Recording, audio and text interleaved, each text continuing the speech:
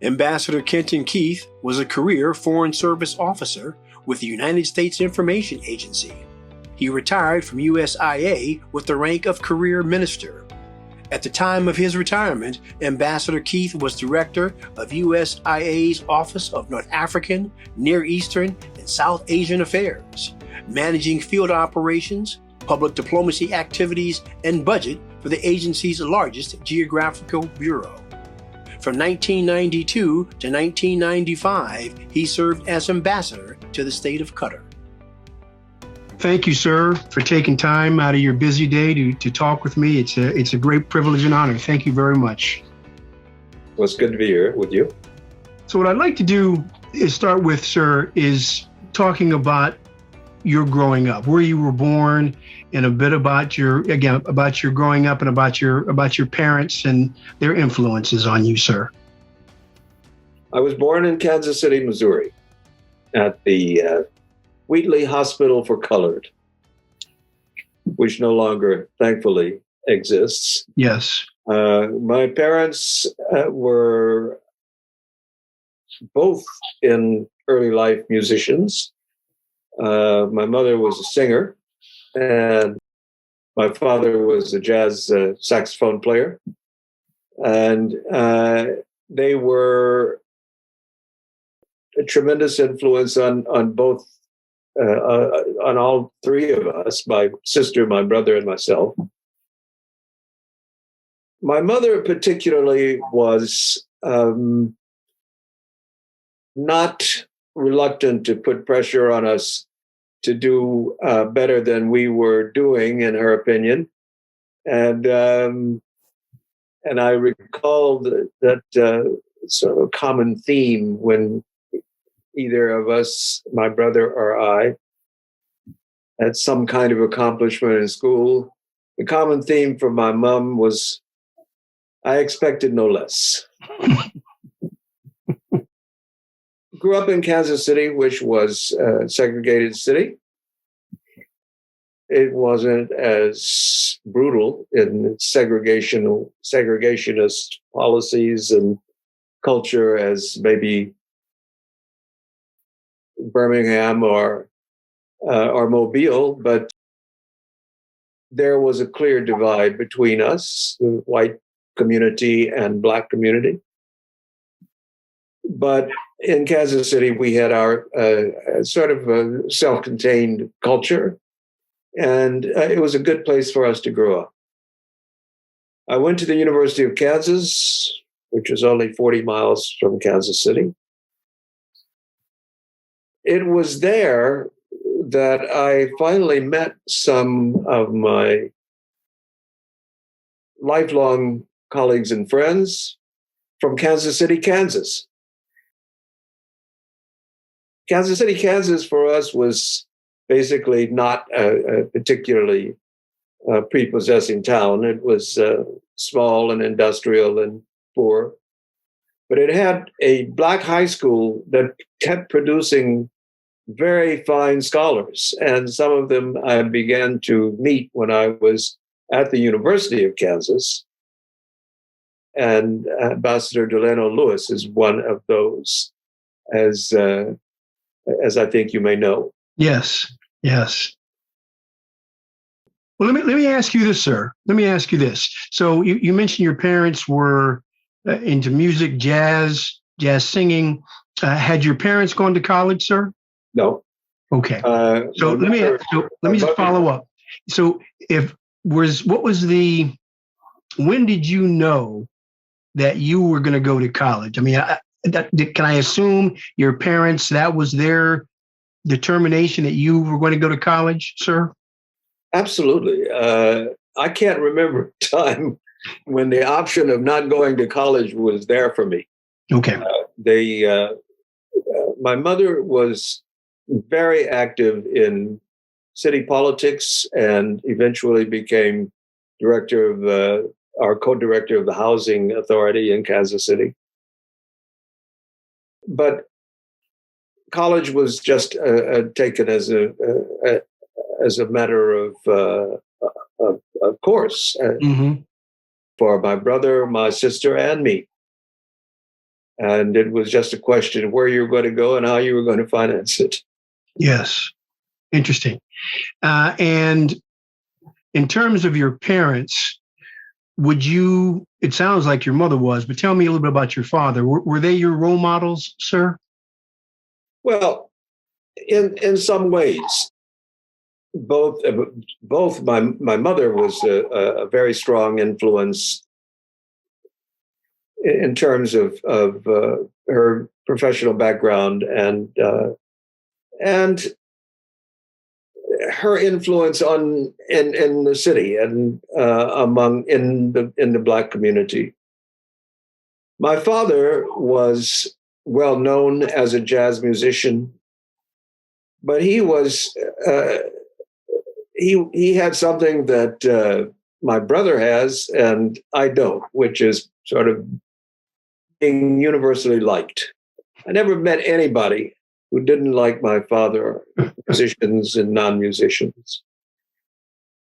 He was, like my brother, able to see the humor in most situations and had a very appealing human side. Okay. No, well, thank you for sharing that. So growing up, and particularly, let's say, junior high and high school, did you have other role models, sir? Were there teachers or neighbors or ministers that you sort of looked up to and sort of admired, sir? Or who looked out for you or were sort of your mentors? Well, the answer to that question is I had several. But especially when I was in high school, I had three teachers who were a tremendous influence on me in one way or another, including, I think, the best teacher I ever had at any level of education, a man named Neil Hereford, who was a Harvard graduate and was teaching at a segregated Black school in Kansas City because I think he had limited opportunities. But he was a great teacher. And he kept pressure on me for the 2 years that I was in his classes. Another teacher was a mathematics teacher who unfortunately couldn't make me a mathematician, but he gave me a strong sense of how to approach problems and how to deal with things that at first appear to you to be sort of impenetrable. He was a tremendous influence in that sense.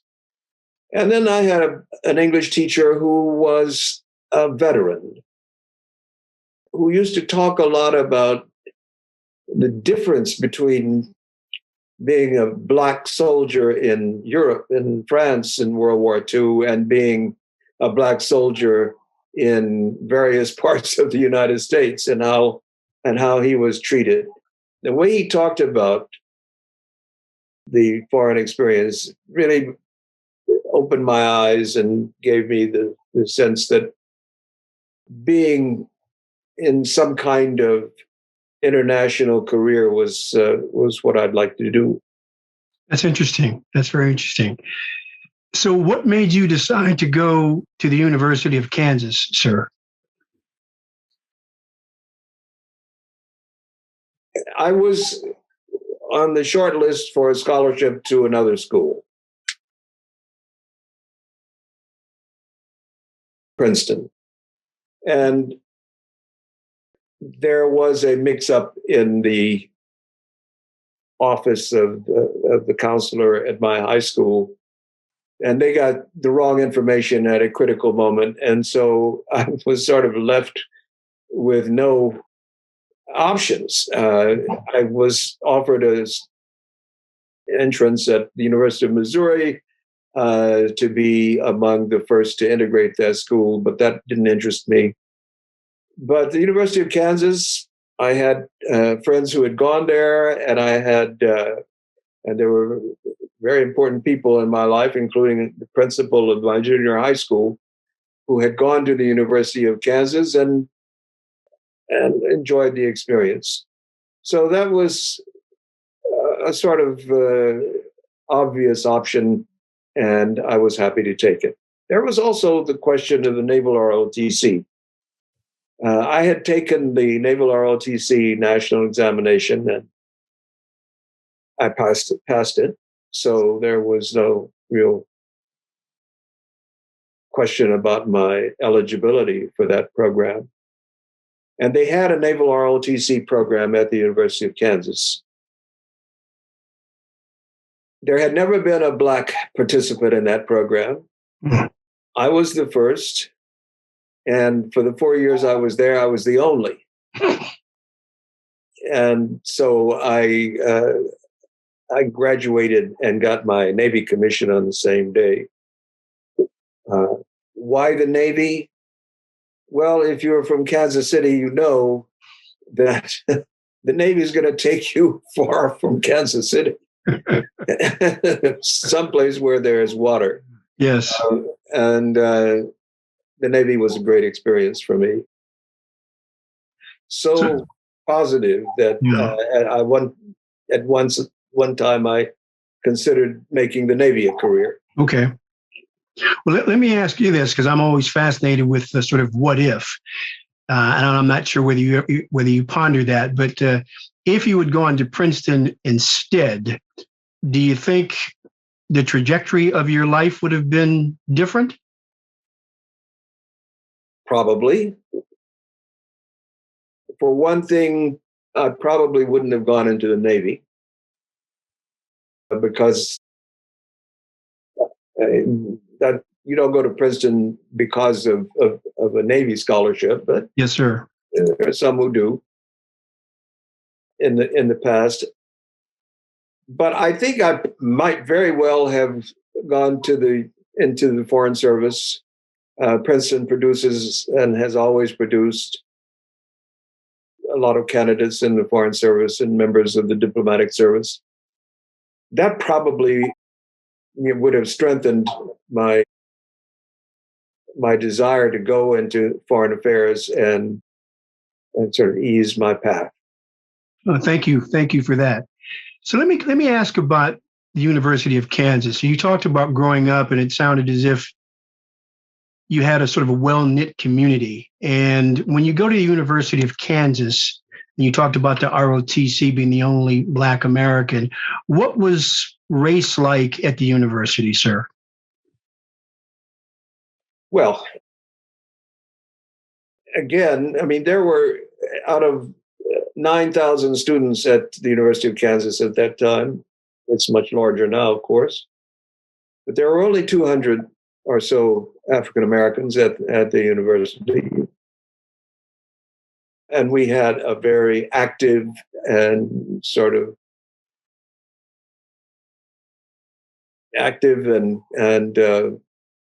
spirited social life, I think you could say. There were the traditional Black fraternities and sororities on campus. So on the social side,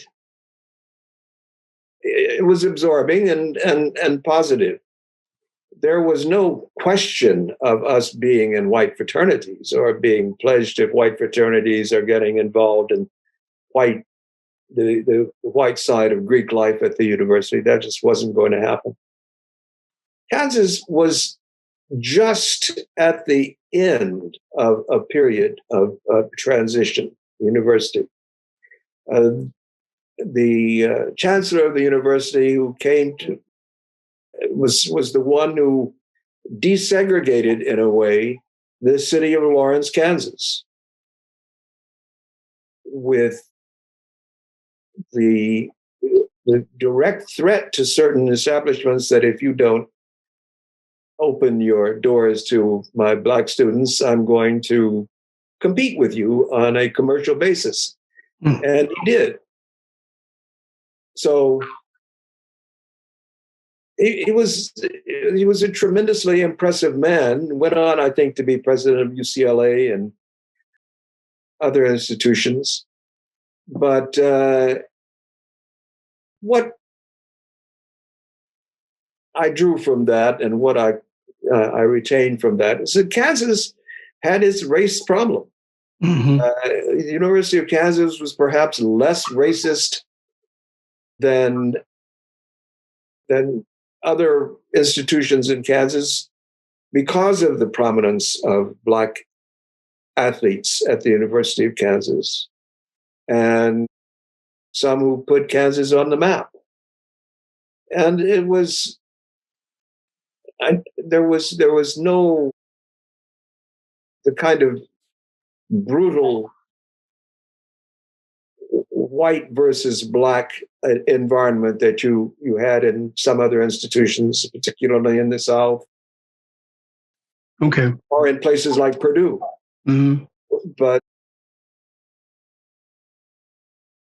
it was a transitional period, and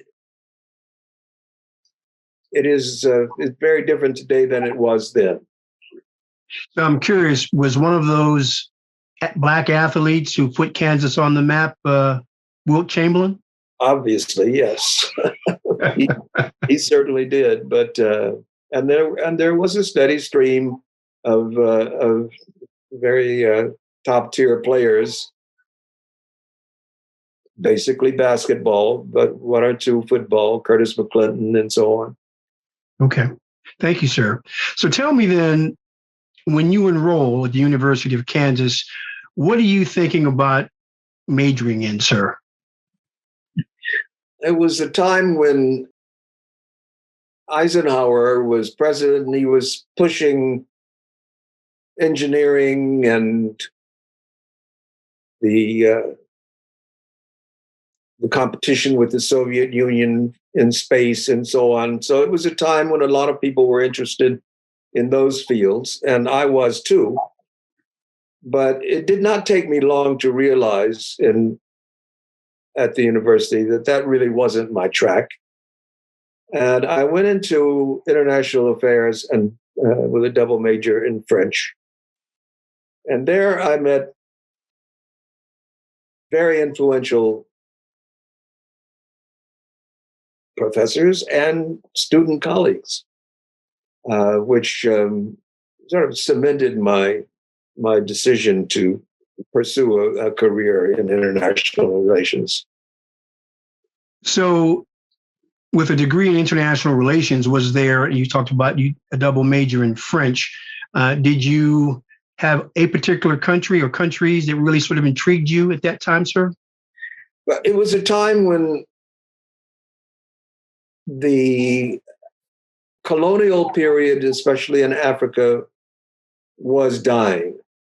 And the British and the French and the Portuguese and so on were abandoning their colonies in Africa, especially. And there was a host of impressive new Black leaders in Africa. And so I was very interested in going to Africa. Mm-hmm.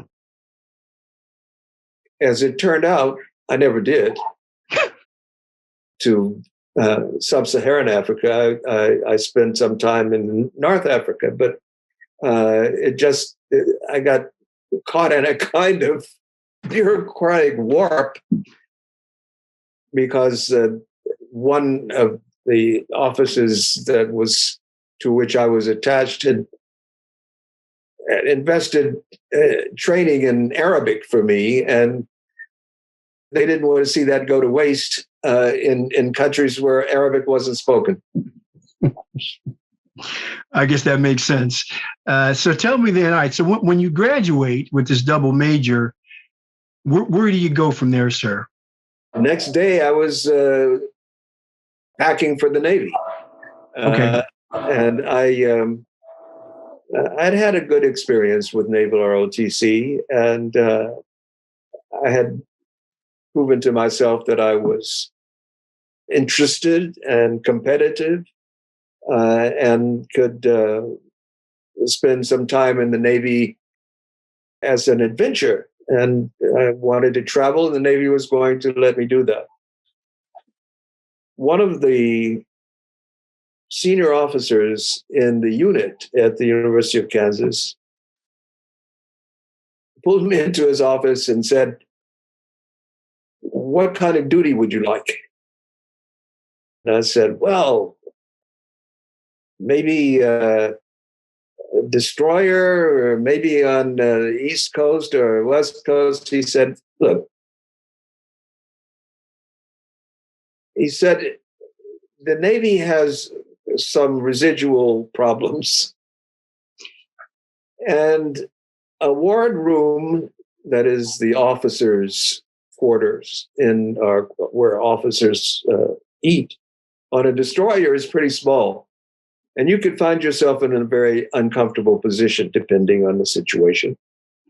He said, you should think maybe about a big ship, our large command, where you could probably find a more comfortable environment.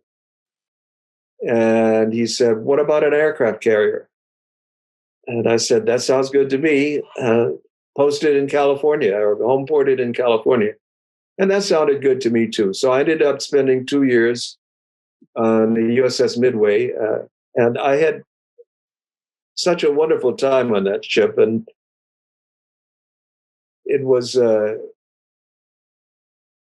time when I was able to show some affinity for the life and some skills on the bridge. And I was at a point where I could have made a decision to stay in the Navy because I was doing very well. And what year was that, sir? That was, I graduated from university in 1961. And the first 2 years, I spent 2 years on the Midway, 1961 to 1963. Okay. And then I went to, I was getting married at the end of my tour on the Midway. And I decided to, wasn't sure what I was going to do, so I decided to take a shore duty post as teaching at the Officer Candidate School for a couple of years in Newport, Rhode Island. And then the Foreign Service sort of reached out and said, we've been looking at you and waiting for you. You took the exam in university, you passed the exam, and we gave you sort of your military deferment, and now are you still interested? And that sort of reminded me of earlier plans. I had thought maybe of going to law school, but I said sure. And I went right from the Navy on the 15th of July to the Foreign Service on the 5th of August. So I'm curious, in terms of being on the aircraft carrier Midway, how many other Black officers were there, sir? None. None. You were the only one. Yes. So you like to be the first, don't you? Yeah, I had no choice. Either the first or nothing. So tell me briefly, what was that? Your recruiter talked about being on the destroyer, and that might be a little difficult of small spaces. What was life like for you, briefly, being the only Black officer on the aircraft carrier, sir? Amazingly tranquil from that side. There was, that may be because the tone was set by the senior officers on that ship, but I was given responsibilities as the 2 years progressed that were that set me apart. And in that Navy environment on that ship, that made my life very comfortable. Okay. So one more question in terms of that, in terms of the aircraft carrier. You always wanted to travel. Tell me some of the places that you went to that you really enjoyed, sir. Well, Japan was our main port of call. 3 cities in Japan, Sasebo, Yokosuka, and Kobe. But I think my greatest affection was for the city of Hong Kong. Hmm. It was so exotic and so beautiful, and so visiting Hong Kong was an adventure. Yes. I once got stuck in Hong Kong by a typhoon.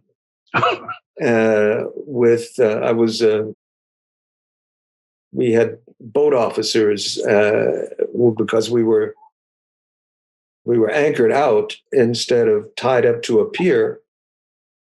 And when on one of my trips as boat officer, during one of my trips, a typhoon that had been going in one direction changed directions, and the ship decided it had to get out of the port. And that left a few of us on the beach with no money and in uniform, which is not the best way to see Hong Kong, but it was still an adventure, and I had a great time. That's terrific. So I've got to ask you now, because you're talking about 1963. Do you remember where you were when President Kennedy was assassinated, sir? I was in my house in Newport, Rhode Island, in my apartment, getting ready to drive to New York, where my wife was spending the weekend with friends, spending time with friends. And I was listening to a music show when it was interrupted. Yes, I remember it vividly. Hmm. And do you remember your reaction at that moment and then afterwards, sir? My reaction was I was stunned. That kind of thing just didn't happen in America.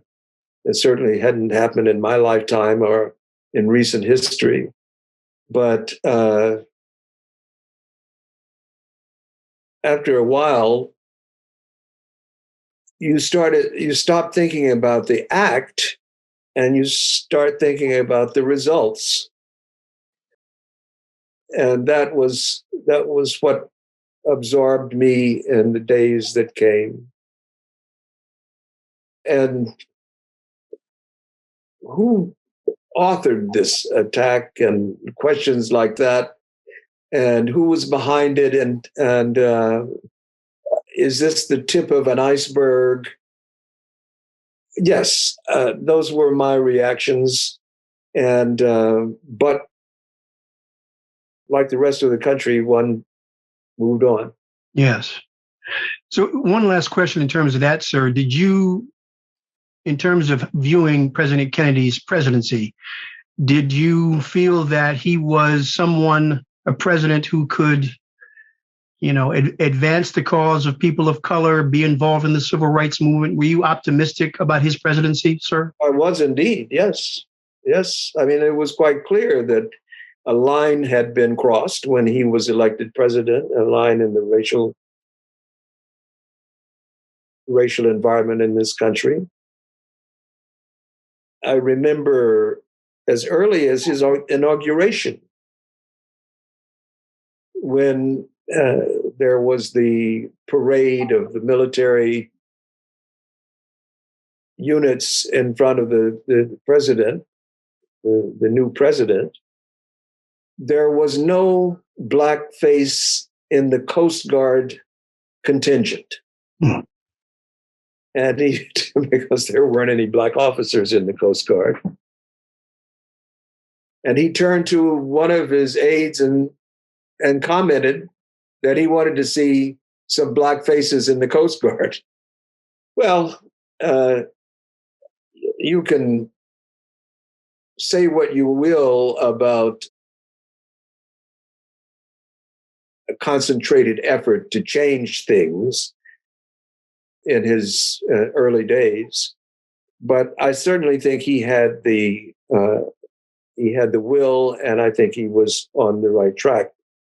I was worried about his vice president because he was a Southern grandee who had an immense power in congressional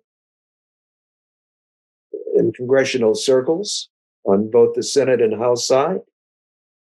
And a Southerner as vice president was something that was worrying to me. Mm-hmm. Of course, it turns out that my worries were unfounded. Yes. That Johnson did at least as much, and probably more, for the cause of civil rights and Black empowerment than Kennedy did or might have done. Yes, sir. So I'm curious, because of your interest in foreign relations. Tell me what, the Cuban Missile Crisis was before, the Bay of Pigs. Tell me what do you remember being sort of fearful that the world was on the brink of nuclear war, sir? Oh yeah, the Bay of Pigs was not as worrying to me as the Cuban Missile Crisis was, because I thought the Cuban Missile Crisis was very likely to lead us to war with the Soviet Union, as a lot of my colleagues did in the Navy at that time. And we were bracing ourselves for it. Yes. Having no idea what it might look like, but we were bracing ourselves for the possibility of war. I, like most of my colleagues and most of the people I served with, had a clear sense of a polar competition between the United States and the Soviet Union.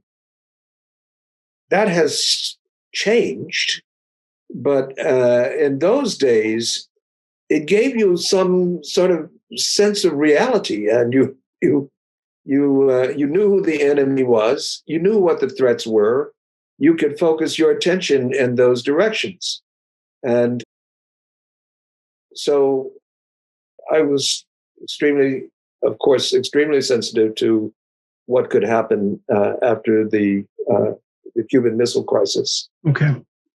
So I'm curious, because of the prominent role of the Soviet Union and your interest in the Foreign Service, did you ever think about trying to get posted in the Soviet Union in terms of your expertise, sir? Not really, because, again, the way the Foreign Service worked in the U.S. Information Agency in those days was to sort of focus on, because your job involved engagement with foreign publics. You couldn't do your job sitting behind the desk. So language training was a key element in your early preparation. Okay. And when I came in, I already had sort of a basic knowledge of French. And my advisors at USIA said, well, you have the French and you have a language affinity, so why don't you take one of the hard languages, Chinese or Korean or Arabic. And the idea of Arabic was interesting because of the wide geographic scope of assignment possibilities. I mean, you could be assigned from Morocco to Iraq. And so I opted for Arabic training. But once you do that, that's an expensive proposition for the government and for the Foreign Service. And they don't want you to do a year and a half or two of Arabic and then say you want to go to Uganda. that is not in their scheme of things. I understand. So as it happened, I spent the bulk of my career in Arabic-speaking countries or in Islamic countries. And you talked about your affinity for languages. Were you able to? How difficult? I know Arabic is very difficult, but for you, how difficult was it for you to learn, sir? Well,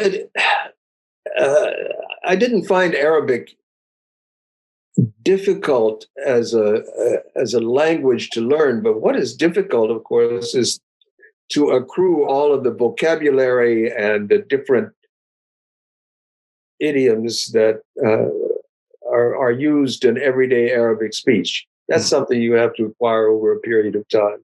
Okay. Arabic is not a tonal language, which I've never studied a tonal language like Thai or Chinese. But, and I'm sure that those present difficulties I haven't faced, but Arabic, I didn't find Arabic really, really difficult. It was just a question of acquisition of experience. Okay. And during these 2 years, are you in New York, sir? No. You're in Washington. You are, I had my first Arabic training experience was in Beirut. Really? Okay. And that was for Eastern Arabic, the Arabic they speak in Syria and Lebanon, Iraq, and that area. And I had another 11 months of training on Western Arabic, the Arabic that's spoken in Morocco and Algeria. And where was that, sir? That was in Morocco. Okay. So I've got to pick your brain then. So this is 64, 65. So you're in Beirut and you're in Morocco. So just Moroccan tour was later. Okay, that was later. All right. So you're in Beirut. Tell me what Beirut is like in 1964, sir. Well, Beirut was wonderful. It was, the weather was great. It was a city that had a Western veneer, but it had very traditional Middle East values as well, a great cuisine. You could spend your time in the discos if you wanted to, or you could spend your time exploring that ancient culture, which was more in my interest. Beirut was a city where we were able to feel a tension growing toward conflict in the region. A lot of things were happening that were pushing the situation in that direction. With Lebanon and Israel, and disputes over water and water rights, with Syria and Israel, and again with border disputes, not border disputes, but geographic disputes. The sort of residue of resentment that the Arab world had with the establishment of the state of Israel back in the 1940s, you could feel that something was evolving, and not in a positive way. Mm-hmm. That was in mid-60s when I was first in Beirut, 65, 66. Okay. Then came the 67 war. But at that point, I was in Baghdad. Okay. So now, is Mrs. Keith with you throughout this time? Yes, my first wife was with me throughout the first 12 or 13 years of the career. Okay. So you go to Baghdad. What year is that, sir? Baghdad, I went to Baghdad in 66. All right. So how long were you there, sir? Until the war in 67. Okay. Diplomatic relations were broken with the advent of the war. And so what was Baghdad like, sir?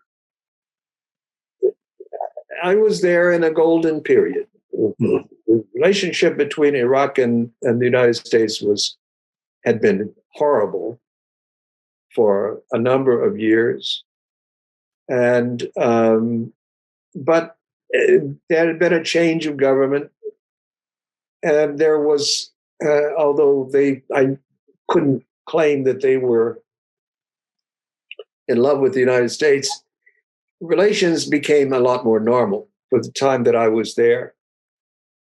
And we were on the right track until the war came. The city of Baghdad was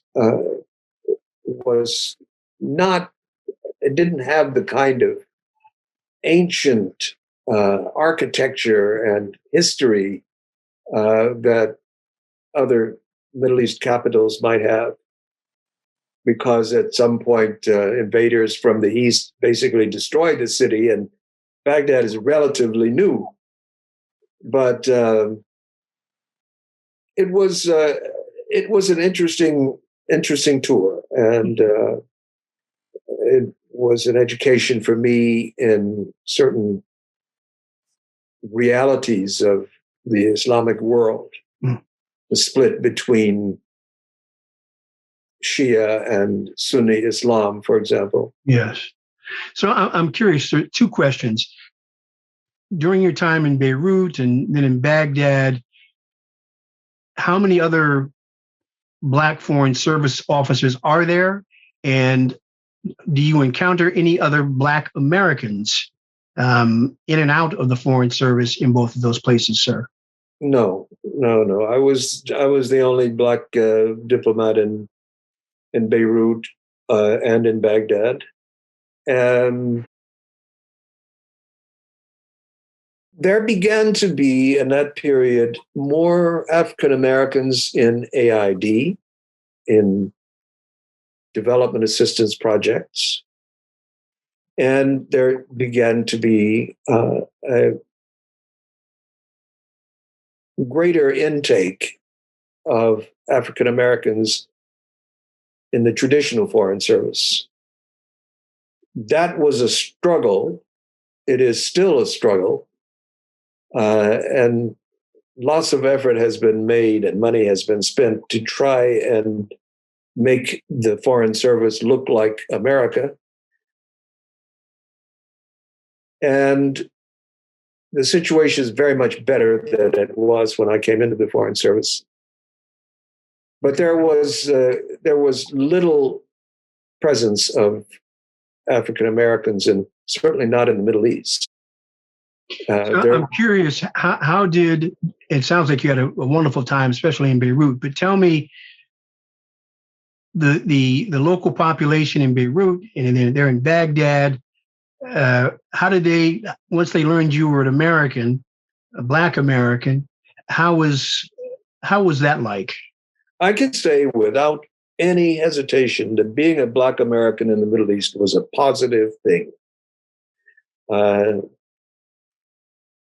One of the, I won't mention the name because he's still alive and still important, but one of the leaders of a Middle Eastern country put his arm next to mine and said, "We knew we could trust you because you look like us." Yeah, that's great. That's great. No, this is, I had, before going into the Foreign Service, I had read the autobiography of Malcolm X and been influenced by his pilgrimage to Mecca, and his reflections on the way Islam reduced racial divides. And although I'm not a Muslim and have never been tempted to become one, I have always respected that aspect of the religion, and that is basically what I experienced. No, well, thank you. Thank you for sharing that, sir. So I might jump ahead just a tad, but since you just mentioned his name, I've got to ask you about Malcolm X. And again, as I asked you about President Kennedy, do you remember where you were when you heard that Malcolm X had been assassinated, sir? No, I don't. Okay. And were you were you concerned once you heard that he had been assassinated? Do you think that was there going to be an explosion in terms of race relations? Not to the extent that I was affected by the assassination of Martin Luther King. Okay. In some ways, you thought of the assassination of Malcolm X as an internal Nation of Islam event. And the recent book about his life, I think, basically underlines that. It was an internal conflict that led to the assassination of Malcolm X. Whereas with Dr. King, he spoke for, I think, almost all Black Americans, even those who thought his approach was not bound to be successful. But his courage and his eloquence and his leadership talents gave him a status with the general Black public that Malcolm X didn't have. Yes. Although lots of people liked Malcolm X and lots of people liked to hear his rhetoric, I think leadership was the mantle that Dr. King carried. Yes. So then tell me, after you leave Baghdad, where do you go, sir? I go to Saudi Arabia. Okay. From Baghdad, I go to Saudi Arabia, a society that I still have trouble with. I of all the posts that I had, that's the one that I left most willingly, let's just say. And you were there how long, sir? I was only there a year, or less than a year, actually. And I was trying to decide if the Foreign Service was going to be for me for the rest of my professional life. And the experience in Saudi Arabia did not convince me that it would be. So I was looking around and thinking about resigning, to be honest. And I got a call from Washington saying, well, hold your horses. We've got something else in mind for you. And in a few weeks, I was culture attaché in Istanbul. So tell me about, obviously I want to hear about Istanbul, but tell me about the difficulties you had with Saudi Arabia, sir, if you could. Could you elaborate on just a little bit? Well, I think the interpretation of Islam by the Saudis is very strict. The role of women is not, and certainly in those days, was not one that we from the West could appreciate. My job was to be in charge of a cultural center, and there was zero interest in American culture in Jeddah when I was there. There was a restricted social scene, and there were religious police going around making sure that people prayed 5 times a day and hitting women on the ankles if they could see bare ankles and that sort of thing. Mm-hmm. It struck me as being an aspect of Islam that was very unattractive. And with my Arabic and my realization that I was bound to be spending more time in the Arab world, I was questioning it. Hmm. The move to Turkey, to another Islamic country, actually changed my mind entirely and convinced me that that was the career for me. And why was that, sir? Well, I learned my job there. I was in a situation where, as cultural officer in Istanbul, in a time when relations between Turkey and the United States were difficult, I was able to bring some positive publicity and to our relationship through American popular culture. Mm. I was able to, at that time, Atlantic Records, as you may recall, was owned by a Turk. And American soul music was very popular in Turkey. Okay. Aretha Franklin, Sam and Dave, those were, the top performers as far as Turkish young people were concerned. And I was able to get Sam and Dave to come to Istanbul. Really? To come to Turkey. Wow. There were a lot of gymnastics involved in that project. but it happened, and it was a tremendous success, and it was the first time that we'd had positive press in in Turkey in more than a year. Hmm. So let me follow up and just ask, what was Istanbul like for you? I mean, what was you talked about Beirut and you've talked about Baghdad and the pros and cons, but can I assume that Istanbul was pretty exotic and exciting? Absolutely. Istanbul was a unique and wonderful city. It's where Europe and Asia meet.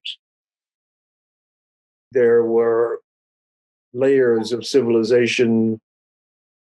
There was the Christian history, the Muslim history, and of course, the Turks that I associated with were very welcoming and very interesting as people, challenging sometimes. But Istanbul is a place where I think most of my colleagues and most of the Americans I know who were there had a very positive experience. There's an expatriate community in Istanbul that's been for years. It's a place everybody ought to visit. Yes. Like Cairo. Yes. Well, no. On that note, sir, I've already kept you an hour, and I haven't even gotten to so many other fascinating parts. Would it be possible to get a chance to talk to you again sometime soon? Of course. Oh, wonderful, wonderful. No, you've got. I know from my own family and my dad and Africare and all the travels. That's right. He was fortunate enough before he passed away to go to 101 countries. So he instilled the idea of traveling and so on. And I know how important that has been in my life. And so it's fascinating to hear your perspective, especially talking about, the early days and being the only Black American in some of these places. So it's an absolute privilege to hear these wonderful stories. Thank you, sir. My pleasure. This is the Black Experience for all.